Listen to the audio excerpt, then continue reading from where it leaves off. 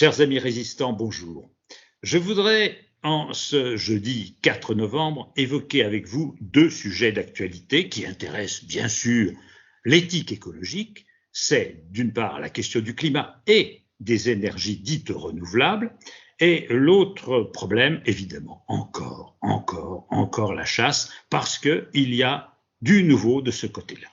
Alors, parlons d'abord du climat. La COP26 est réunie à Glasgow, vous le savez, et c'est l'occasion pour les chefs d'État de la planète de faire surenchère de vertus écologiques.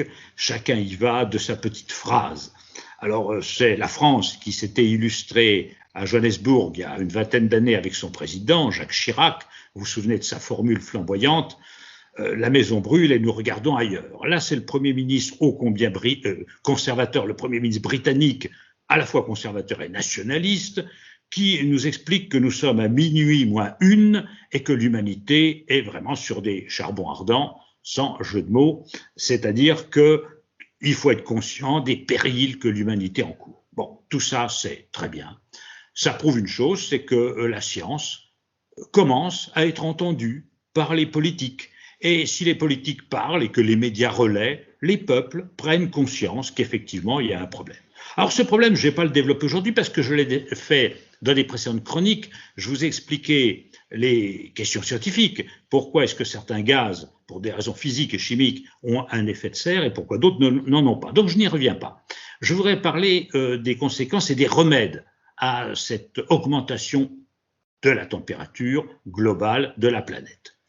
Le péril est très grand pour l'humanité, parce que l'humanité est une petite chose très fragile. C'est une mécanique qu'un petit virus peut enrayer, on s'en est rendu compte l'an passé, et c'était qu'un petit virus. On pourrait concevoir encore qu'il y en a de plus redoutables.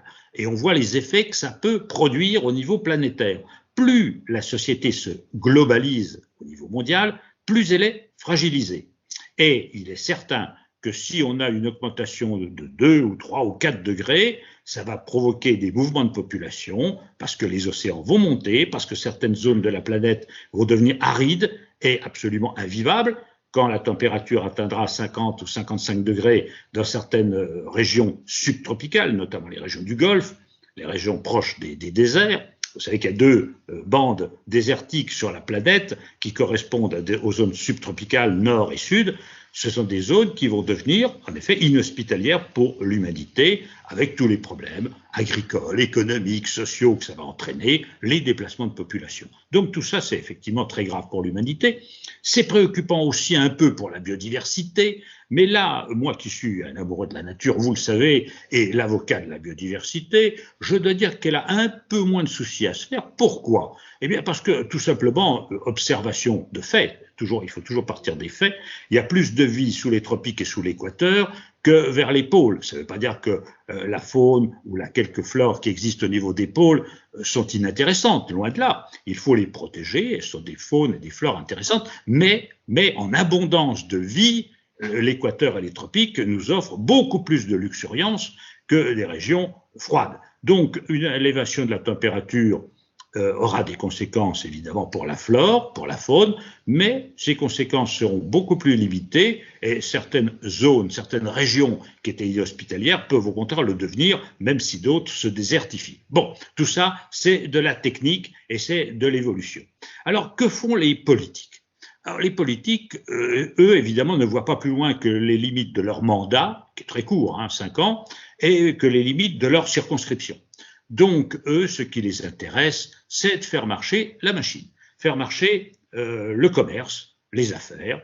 Et ils ont trouvé, avec la vertu écologique, une mine de gains nouveaux, de profits nouveaux pour les firmes, pour les entreprises, pour les oligarques, pour les plutocrates qui financent les campagnes électorales. Et voilà les filières éoliennes et photovoltaïques qui débarquent. Alors, vais-je faire le procès de l'éolien et du photovoltaïque? Pas nécessairement. Mais ce que je dis, c'est que les gouvernants tiennent des discours et sur le terrain, on voit que c'est l'inverse qui se passe. Ces jours-ci, Madame Barbara Pompili, donc la ministre de l'écologie, qui fait ce que lui dit son maître, évidemment, veut, elle nous le dit, 1000 fermes photovoltaïques en France. Et elle ajoute que ces fermes photovoltaïques doivent se développer sur les toitures, sur les parkings, sur les aires autoroutières, sur les zones déjà industrialisées, les friches industrielles. Très bien, et ça, j'approuve. Et si tels étaient les faits, si les faits correspondaient au discours, je m'en réjouirais et je suis favorable effectivement au photovoltaïque sur les parkings de M. Bolloré, sur les autoroutes de M. Bolloré et sur les centres commerciaux et autres établissements de même type. Seulement, si je me trouve à présider la Convention Vie et Nature au niveau national, je préside aussi la CEPANSO d'Ordonne. Et là, sur le terrain, qu'est-ce que l'on voit? On voit qu'il y a des projets photovoltaïques. Mais où? Sur les aires autoroutières? Sur les parkings? Sur les centres commerciaux? Non. Sur des zones boisées, sur des prairies, sur des zones naturelles. En Gironde, on va déboiser 2000 hectares dans le sud du département pour faire du photovoltaïque. On a déjà déboisé 1000 hectares au nord de la Gironde. En Dordogne, j'ai 4 projets photovoltaïques dans des zones parfaitement naturelles, tout à fait en dehors des zones que désigne Mme Barbara Pompili. Donc, si vous voulez, c'est toujours la même histoire. Nous avons des politiques qui sont des menteurs, qui sont des gens qui parlent d'or, qui parlent juste, qui disent des choses bien, mais concrètement, sur le terrain, que voit-on? La destruction de la nature qui continue. Au nom de la décarbonisation de l'économie, on va détruire des forêts, détruire des prairies, détruire des zones humides pour y installer des lèpres industrielles nouvelles qui vont déménager la nature, qui vont détruire la faune, la flore, les milieux naturels. Alors là, je ne suis plus d'accord. Et je lance un appel à tous les protecteurs de la nature et à tous les écologistes associatifs, politiques et autres pour dire attention, bien sûr que tout le monde est pour les énergies renouvelables, qui serait contre? Mais à une condition, et une condition essentielle, c'est que ça ne se fasse pas au détriment de la biodiversité, ce qui est en train de se passer concrètement. Et là, c'est un piège. Alors les populations s'insurgent. Qui veut des éoliennes à côté de chez soi, avec les nuisances que ça entraîne, de bruit, de pollution lumineuse, hachoirs à oiseaux et à chauves-souris? Qui veut des champs de photovoltaïque là où il y avait des prairies, où il y avait des forêts? Personne ne veut ça auprès de chez soi.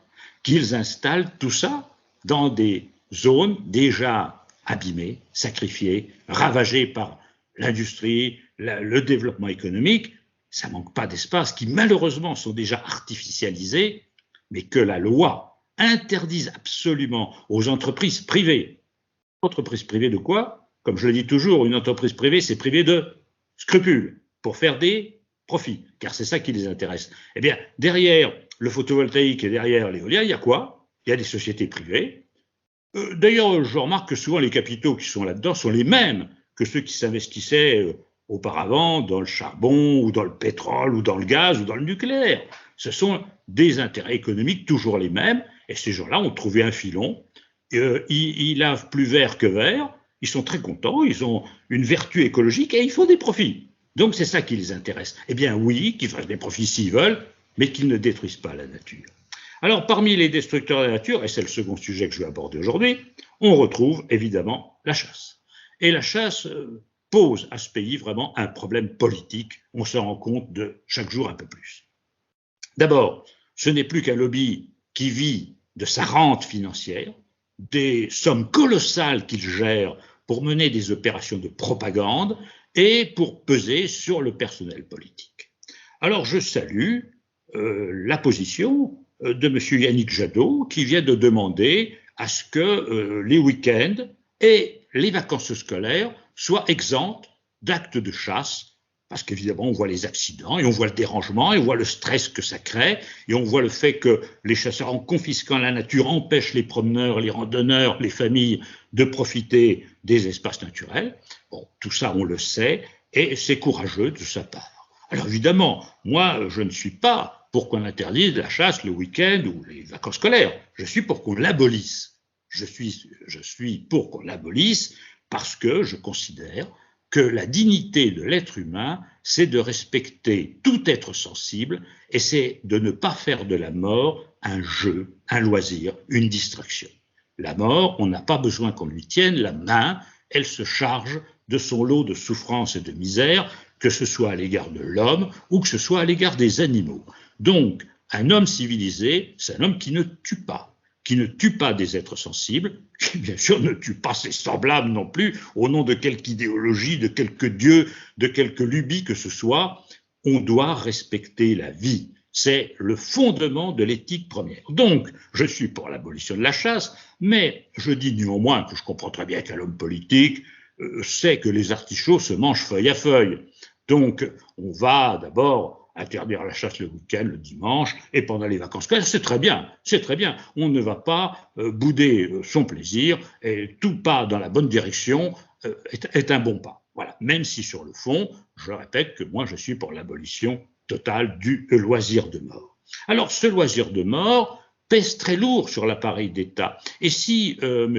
Jadot a pris cette position, j'écoute aussi les autres leaders, et notamment les leaders du parti Chasse, Béton, Bitume et Tradition, le parti de la lutte des classes à rebours, qui est pour les oligarques, les entreprises, les patrons, et contre les salariés et contre les services publics. Et tous les candidats de ce parti, tous, même le plus raisonnable d'entre eux, vantent les mérites de la chasse. J'en entendais encore un qui s'exprimait il y a quelques jours à la télévision et qui parlait des millions de chasseurs qu'il y a dans ce pays et dont il faut respecter les traditions. Mais ces gens-là vivent je ne sais sur quelle planète et dans quel monde. Il n'y a plus des millions de chasseurs en France. C'est un gros bobard, c'est un énorme mensonge que la propagande reprend et que des journalistes peu sérieux répercutent. Il n'y a pas des millions de chasseurs en France, ce n'est pas vrai. Et il y a des années que j'explique que l'Office national de la chasse indiquait le nombre des permis de chasser, et il y a une dizaine d'années, c'était à peu près 1 200 000, et j'expliquais que ce nombre ne couvrait pas le nombre des chasseurs, parce que les chasseurs ont plusieurs permis de chasser, permis départemental, bidépartemental ou national. Donc certains chasseurs ont 2 ou 3 permis de chasser. Donc le nombre des permis, ce n'est pas le nombre des chasseurs. Eh bien, nous avons maintenant un chiffre officiel qui vient de sortir, 984 000 permis validés. Ça veut dire ce que je disais, à peu près 800 000 chasseurs en France. Oh, c'est beaucoup trop, 800 000, c'est beaucoup trop. Mais ce n'est que 800 000, ce n'est pas des millions. Alors, messieurs Macron, Bertrand et consorts, cessez de faire la danse du ventre devant les cinégécrates. Ils sont minoritaires, ils sont ultra minoritaires dans ce pays et chaque année, ils diminuent. D'ailleurs, voyez-vous, c'est une chose qui peut nous consoler de vieillir nous aussi, c'est qu'on apprend que sur ces chasseurs, l'étude qu'eux-mêmes publient, 45% d'entre eux sont des retraités. Bah voyez, bon, d'accord, ça nous console. Allez, ça nous console de vieillir parce que ça va dans le bon sens. Je pense que dans quelques années, ce loisir de mort sera la honte de la société et qu'on dira qu'on ne comprend pas comment des gens ont pu être assez idiots pour passer leur temps à courir après de pauvres animaux dans un monde totalement artificialisé, anthropisé, dans un monde dans lequel la nature se meurt. Nous vivons la 6e extinction d'espèces et il serait temps d'arrêter, dans les accidents de chasse évidemment, dont les automobilistes, on le sait encore ces jours-ci, peuvent être victimes, mais aussi beaucoup d'espèces protégées parce que malheureusement, rapaces, petits passereaux, mammifères protégés sont victimes de tirs. Et ça, on n'en parle pas suffisamment. La chasse est une nuisance éthique et c'est une nuisance écologique. Alors, nous sommes bien déterminés à la combattre, mais vous voyez, on va dans la bonne direction. Le nombre des chasseurs diminue, il était de 2 millions il y a 40 ans, ils sont 800 000 aujourd'hui, et chaque année, ça baisse. Dans mon département, la Dordogne, puisque je peux en parler, quand je suis arrivé dans ce département, ils étaient près de 40 000, c'est pas moi qui les ai éliminés, mais ils sont aujourd'hui 17 000 officiellement. Voilà. Donc, vous voyez, en 40 ans, ça a énormément diminué. Mes amis, continuons à défendre le vivant, continuons à être vigilants et à bientôt, si vous le voulez bien, pour d'autres réflexions.